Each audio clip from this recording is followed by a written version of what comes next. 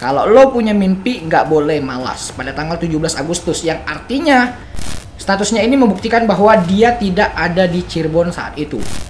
Polda Jabar. Jadi disamatahkan dengan saling pukul.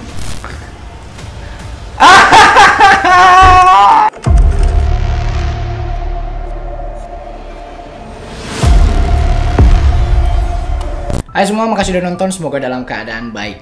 Kasus Vina Cirebon memasuki cerita baru setelah satu orang yang menjadi DPO yang dicari selama 8 tahun ini berhasil ditangkap kepolisian. Satu DPO bernama Peggy alias Peron ditangkap pada Selasa 21 Mei 2024 di Desa Kepompongan, Kecamatan Talun, Kabupaten Cirebon.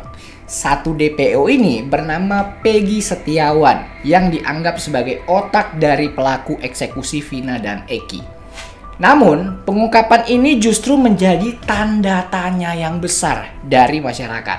Apakah benar ini sosok Peggy yang dicari atau hanya menjadi korban salah tangkap? Bahkan, ada yang menyebut Peggy peran pengganti. Untuk itu, gue mencari tahu semua kebenaran tentang si Peggy ini. Gue mengambil screenshot dari netizen detektif yang terhormat untuk mencari fakta-fakta tentang kebenaran si Peggy Setiawan ini. Sebelumnya, yang menjadi kejanggalan tentang sosok Peggy adalah identitas DPO yang disebarkan Polda Jabar mengenai ciri-ciri fisik sosok Peggy berbeda dengan Peggy Setiawan yang ditangkap. DPO yang dicari berbadan kecil, rambut keriting, berkulit hitam. Sedangkan Peggy Setiawan ini itu berpostur badan tegak, rambutnya lurus bahkan sejak tamat SMA. Dia juga berwarna kulit sawo matang yang sangat berbeda dari ciri-ciri DPO yang dicari. Lalu alamat di daftar DPO berasal dari Desa Banjarwangun, Kecamatan Mundu, Kabupaten Cirebon. Sedangkan Peggy Setiawan ini tinggal di Desa Kepompongan, Kecamatan Talun, Cirebon. Jauh gitu. Peggy juga merupakan seorang kuli bangunan yang tidak sesuai dengan keterangan Korin Vina di tubuh Linda yang menyebut Egy yang dia maksud adalah anak seorang polisi. Si Peggy ini punya akun Facebook bernama Peggy Setiawan. Kalau dipikir-pikir nih, kalau dia ini kan DPO, seharusnya dia itu mengganti nama akun Facebooknya karena namanya itu disebar jadi DPO. Ini dia tetap menggunakan nama Peggy Setiawan pada akunnya, yang artinya bisa saya asumsikan bahwa dia tidak merasa punya ketersangkut pautan dengan kasus Vina. Pada postingannya tanggal 18 Maret 2016, saya bacakan isi postingannya. Gua tahu papa itu sebenarnya sangat sayang sama gua. Buktinya waktu gua kena masalah, papa bela-belain langsung pulang ke Cirebon. Malam-malam naik motor keadaan panik, padahal jarak Bandung ke Cirebon lumayan jauh. Tapi papa rela ngambil resiko demi buat bebasin aku. Dan mama juga selalu peduli dan selalu ada buat aku di saat aku terpuruk. Mama yang ngasih semangat buat aku. Makasih ma, makasih pak, aku akan berusaha untuk tidak mengecewakan kalian lagi. Di sini terlihat jelas bahwa pada postingan ini dia ini sedang dalam masalah. Lalu papanya menjemput dia dan membebaskan dia dari mungkin masuk penjara kali ini, asumsi saya. Soalnya ada papa racing mama shopping pada tanggal 10 Januari. Mungkin maksud dia papa balap mama belanja ya kan. Tapi kok ada TOLL ini. Sorry. Nah, dia juga pernah memposting statusnya pada tanggal 17 Agustus 2016. Wah, hari kemerdekaan ini. Mengais rezeki di kota orang. Kalau lo punya mimpi, nggak boleh malas. Pada tanggal 17 Agustus, yang artinya statusnya ini membuktikan bahwa dia tidak ada di Cirebon saat itu. Lanjut, statusnya pada tanggal 24 Agustus 2016, lupa suasana kampung halaman. Berarti dari tanggal 17 Agustus hingga 24 Agustus 2016, dia masih belum pulang ke Cirebon. Dan menurut keterangan dia berada di Bandung. Oke? Selanjutnya, setelah hari-hari itu dia tidak pernah membuat statusnya lagi dan kembali membuat status pada 1 September 2016 yang isinya, ya Allah, saya nggak tahu apa-apa tentang masalah ini. Kenapa saya yang kena getahnya? Cobaan yang engkau berikan begitu berat, ya Allah. Ini saya nggak tahu, gue nggak tahu nih dia punya masalah apa di saat itu. Yang jelas ini setelah kejadian si Vina tadi. Lalu pada akun Facebooknya pun tidak ditemukan adanya riwayat geng motor. Ini berdasarkan akun Facebooknya ya. Teman-teman yang diposting Peggy ini juga nampak tidak satupun yang mirip dengan pelaku yang sudah ditahan. Berbeda dengan si Egy Rian Prayoga yang teman-temannya itu memiliki kemiripan dengan pelaku yang ditahan. Berdasarkan asumsi dari netizen yang terhormat. Beberapa postingan juga tampak seperti orang yang taat agama. Tapi nggak ada yang tahu ya. Setiap orang itu bisa menjadi munafik tergantung tujuannya masing-masing. Tapi sebelumnya gue mau nonton konferensi pers dari kepolisian terkait Peggy Setiawan yang bukan menyelesaikan permasalahan tapi membuat kecurigaan baru. Simak beberapa kecurigaan yang gue bisa asumsikan.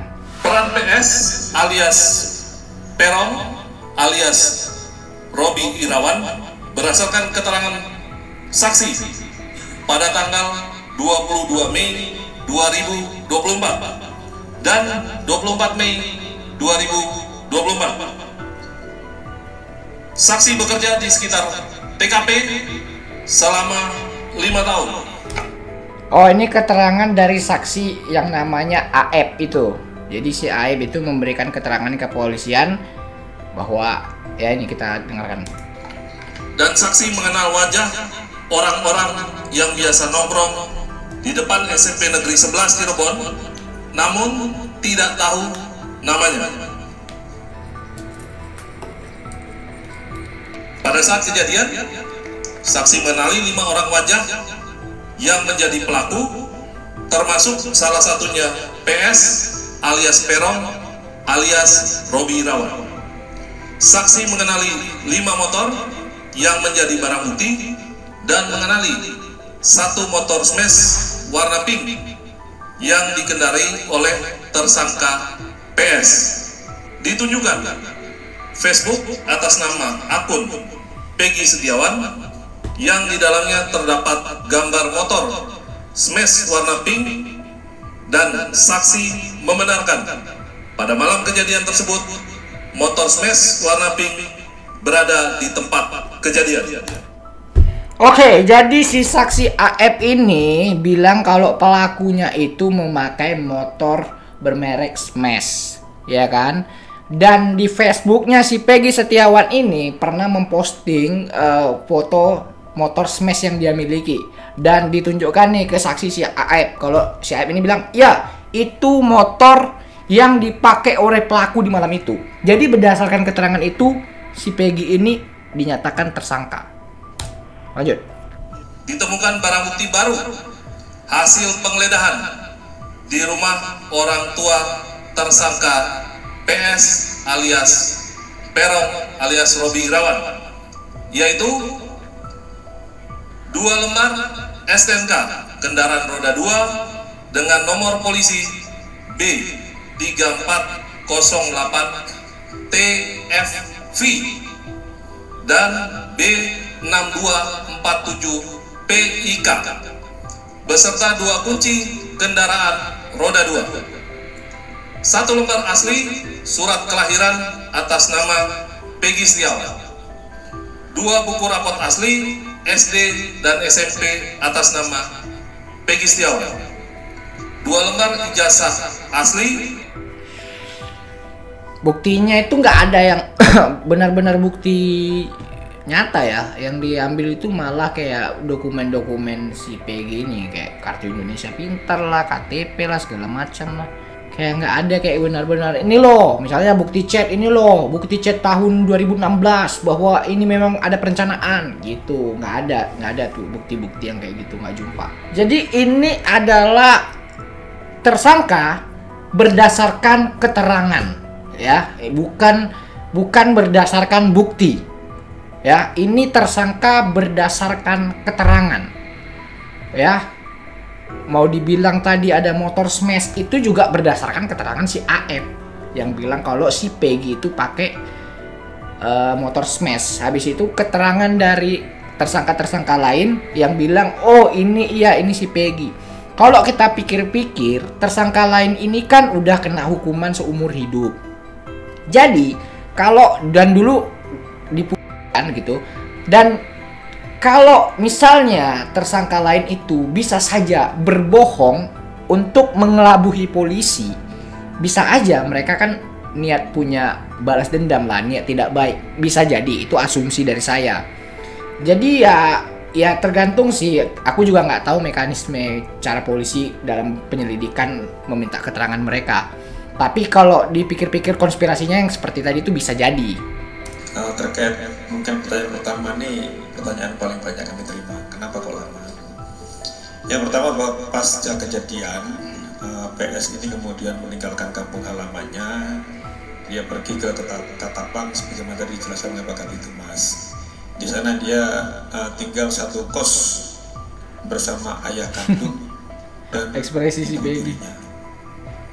Namun PS tidak mengenalkan diri sebagai anak kandung daripada ayahnya. Di sana dia mengaku sebagai keponakan, demikian juga bapaknya mengenalkan kepada pemilik kos bahwa PS adalah keponakannya. Hal ini dikuatkan dengan keterangan pemilik kos yang sudah kita minta keterangan. Demikian juga nama sudah diganti, bukan lagi PS tetapi menggunakan nama Robi. Yang kedua, kenapa kita sulit untuk menemukan ini, bahwa tidak ada satupun pelaku lain yang berani menerangkan bahwa PS ini orangnya. Lah. Padahal si PS ini rumahnya katanya berdekatan sama pelaku yang ditangkap. PS ini, mohon maaf ya, profesinya kuli bangunan gitu, bukannya ada backingan orang kuat gitu atau apa gitu. Pelaku lain nggak berani ngasih tahu kalau ini si PS. Agak aneh gitu. Cuma ya oke, kita lanjut. Bahkan di persidangan terungkap bahwasanya kuasa hukum mendatangi salah satu saksi, ini terungkap di persidangan, untuk mengarang cerita terkait dengan alibi para tersangka pada saat itu. Jadi tersangka ini diminta untuk mengarang cerita bahwasanya mereka ini pada saat kejadian itu tidur di rumah Pak RT.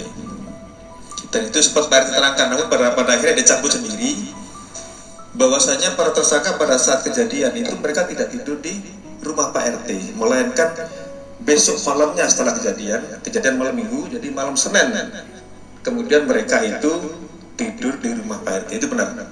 Jadi Pak RT waktu itu sempat mengaku bahwa mereka tidur, akhirnya dicabut pada saat sidang, dan itu menurut keterangan dari para saksi itu adalah permintaan dari kuasa hukum tersangka dan keluarganya. Wah, Bapak Jogi nenggolan. Bahaya ini Bapak Jogi. Kalau ketahuan itu kebenaran, bisa aja Pak Jogi jadi ini memberikan keterangan palsu, ya kan, menutupi kasus. Hati-hati. Ini dari polisi, Pak. Terkait penganiayaan, ini rekan-rekan sekalian, pada saya itu memang ramai di Facebook bahwasanya mereka disiksa. Tetapi pada saat pemeriksaan muncul bahwa itu juga dilakukan oleh sesama tahanan. Dan kemudian pada saat itu telah dilakukan proses terhadap anggota yang jaga tahanan maupun penyidik, itu 15 orang sudah diproses terkait dengan kelalaian mereka dalam menjaga tahanan. Jadi ada upaya dari tahanan lain, mereka disiksa juga sampai penggep-penggep itu, yang mana waktu itu muncul di Facebook kemudian rame. Itulah yang kemudian menjadikan kasus ini tarik ke Polda Jabar. Jadi sesama tahanan mereka saling pukul sehingga mereka lebam-lebam, dan terhadap anggota 15 orang.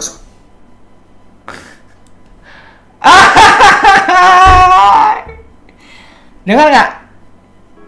Sesama tahanan yang foto lebam-lebam muka-muka itu perkelahian antar mereka aja di penjara gitu.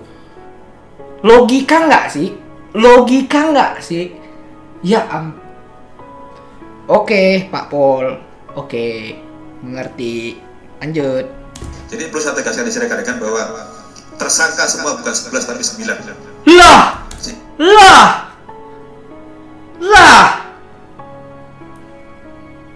Wait.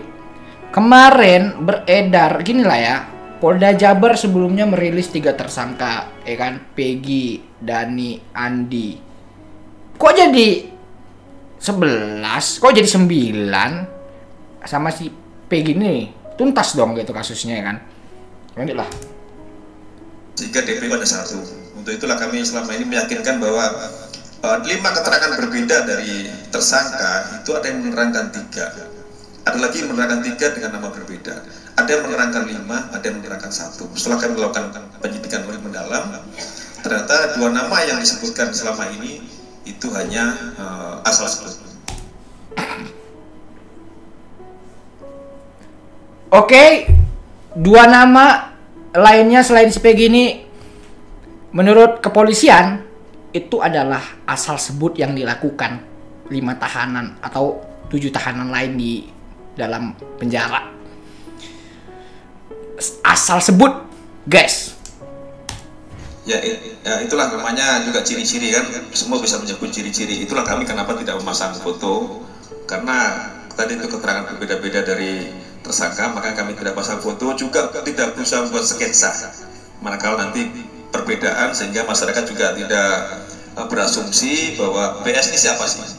Kami yakinkan dulu, Oke, alasan kepolisian tidak memasang foto adalah karena keterangan berapa tahanan di situ berbeda-beda ya dengan ciri-cirinya, dan sengaja tidak membuat sketsa karena berbeda-beda atau karena nggak tahu, Pak. Sorry, Pak. Bohong. Sorry, Pak. Canda, Pak. Waduh. kan bahwa PS ini dan bahwa DPO berapa? 1, bukan 2. DPO tidak ada, itu asal sebut nama pada saya. Ya, itu sudah kami dalami, ternyata yang 2 yang atas nama Dani dan Andi itu tidak ada. Jadi yang benar DPO 1 atas nama PS. Sudah, jadi perlu saya tekankan di sini bahwa tidak ada nama jabatan terlibat di sini. Kami sangat kooperatif dan transparan terkait penyidikan ini. DPO ya hanya 1, PS. Terkait dengan apapun yang disampaikan itu terserah silahkan, tetapi kami tetap berpegangan atau berpatokan. Oke, menurut Kombes Pol Surawan tidak ada pejabat yang terkait dengan kasus ini. Tapi kok 8 tahun? Cukup ya? Cukup ya? Cukup ya rekan-rekan? Oke? Ya. Nanti, Apa lagi, ada lagi? Nanti hak tersangka nanti di sidang pengadilan ya. Tentu harus didampingi oleh Lah. Ada yang mau giniin mulut dia nih. Aduh, gimana sih nih? Jangan sampai lah. Tersangka ya. Sudah. Di video ini gua nggak usah tunjukin karena ada di beberapa TikTok juga keluar ya video tentang dia ini mau memberikan keterangan. Ya, lu bisa lihat video ini. Cukup ya? Cukup ya rekan-rekan? Oke? Ya. Nanti hak tersangka nanti di sidang pengadilan ya. Tentu harus didampingi oleh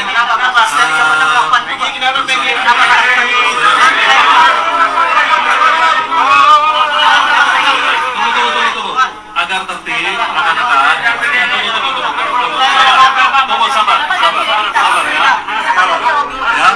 Kami persilakan. Saya tidak pernah melakukan saya dalam mati rekan-rekan tolong tertib,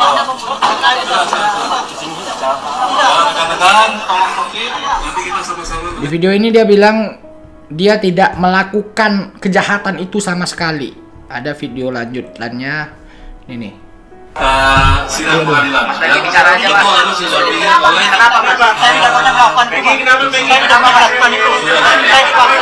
Saya tidak pernah melakukan itu, Pak. Saya berusaha itu, Tuhan. agar tertib. Saya rela mati. Tunggu sabar. Kenapa ganti identitas? Tidak. Kenapa ganti hobi? Nama panggilan saya itu. Silakan. Nama panggilan, nama gaul saya. Saya tidak pernah melakukan ini fitnah. Saya rela mati. Tidak. Rekan-rekan, tolong tertib. Orang tua Peggy yaitu ibunya tidak mempercayai kalau anaknya itu pelaku eksekusi.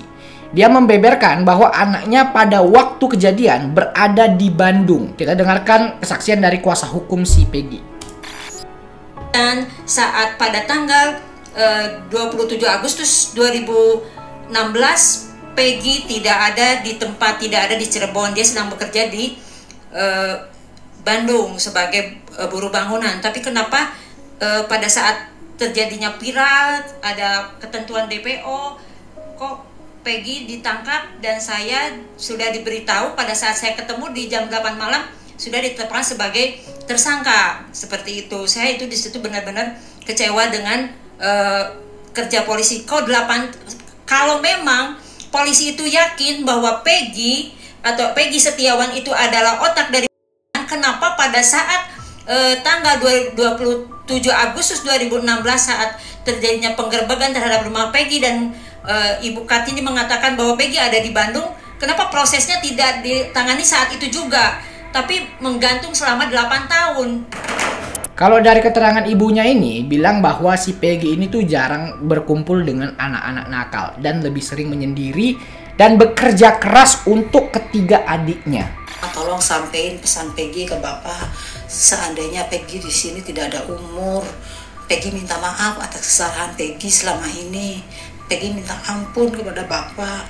Terus, Ma, Peggy minta maaf sama Mama karena Peggy belum bisa bahagiain Mama. Peggy merasa tidak bersalah, tapi Peggy dituduh sebagai pemfitnah, sedangkan Peggy tidak melakukan kejahatan apapun. Mama yang ikhlas kalau Peggy jadi meninggal saat ini juga. Peggy marahin karena Peggy difitnah sama orang yang berduit. Peggy rela dan Peggy ridho, semoga nanti Peggy masuk surga. Anak saya berpesan begitu. Sampai saya pulang dari Bandung, sampai di perjalanan tanya sama ibu, nangis terus. Saya nggak pernah berhenti. Dikasih makan sama ibu, saya nggak makan sampai sekarang. Jika Peggy melihat, doa Mama selalu menyertai anak Mama. Kasih ibu sepanjang masa tidak pernah terputus. Walaupun Mama bodoh, tidak mengerti apa-apa, Mama akan perjuangkan kebebasan Peggy sampai titik darah Mama penghabisan. Terus gue sempat lihat postingan si Peggy Setiawan ini pada tanggal 29 Agustus 2019 di mana dia di sini berulang tahun dan mengucapkan terima kasih kepada keluarganya. Di sini usianya itu 23 tahun. Artinya kalau dia memang pelakunya pada tahun 2016 umurnya itu masih berumur 20 tahun. Dan saat ini umurnya 28 tahun. Oke, itu aja yang bisa gue sampaikan di video kali ini. Mohon maaf bila ada kesalahan penyampaian informasi atau tindakan yang salah gue lakukan. Makasih banyak buat kalian semua yang udah nonton video ini sampai habis. Jangan lupa untuk subscribe, oke? Itu aja yang bisa gue sampaikan. Terima kasih banyak udah nonton dan pamit dulu.